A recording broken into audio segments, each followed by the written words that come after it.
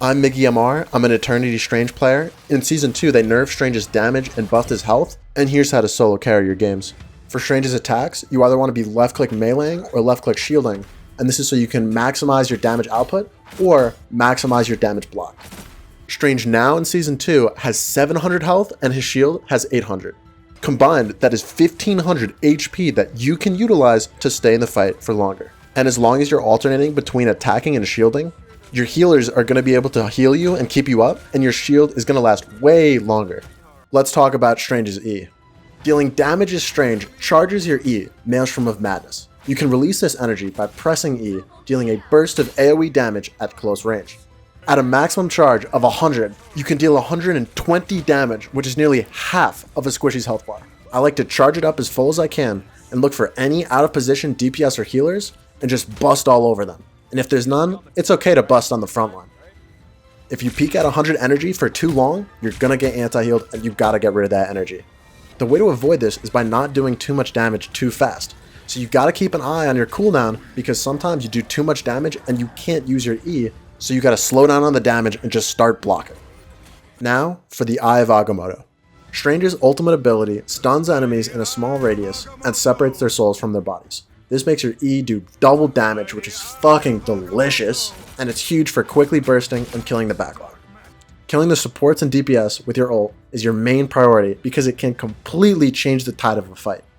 So here's a perfect example in game, and right now the Luna ult is about to end, and I know that they don't have any more support ults, so I'm gonna look to push up, get past the Strange ult, I get 4, and now I can just bust for free all over their backline, and they can't do anything about it. And now the Strange is just sitting there with his fucking pants down. Here are some crucial tips for your ult. You do not want an easily telegraphed ult. If you push up in front of everyone, fly up using your shift, and try to ult the back, you are probably just going to get countered. This can be through support ults that heal, frontline shields like Strange and Mag blocking your ult, Luna Snowball, Invisible Push, Bucky Hook. There's a lot of fucking things that can counter it. The way to not get countered is to get creative. One way is to get out of line of sight so they can't see you, and fly up and fly above them or behind them, and then ult so they can't react with a counter. Oh my god! Another way is to pay attention to when the supports ult. Say for example, Luna Snow. Her ult is 12 seconds.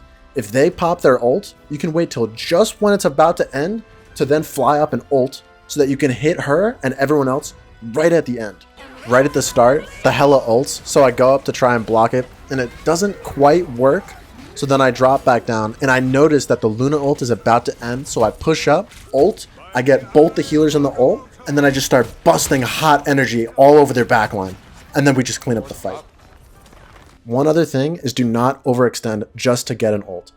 If your healers can't see you, and you hit a big ult, you might be able to make a good play off of it, but the enemy team can just turn around and just kill you. So make sure to be careful of the positioning of your ult. I encourage you to get creative and really try and figure out Strange's ult, because if you can get this down, you're bound to start ranking up. Strange portals. Now the number one tip is try to portal in a safe area. If you're not worried about time, then there's no reason that you should just be portaling on top of them and gambling that one of your teammates doesn't just get one tapped. When instead, you could portal to a safe area and then try and push it and make a play off of that. Another really cool thing you can do with his portals is portaling off the enemy spawn.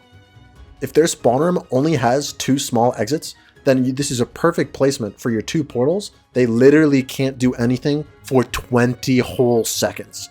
If you win a big fight and you have some distance to go, if you portal off their spawn, you just get it in for free. What are they gonna do? You portal it off for 20 seconds, they can't do shit. A couple final things.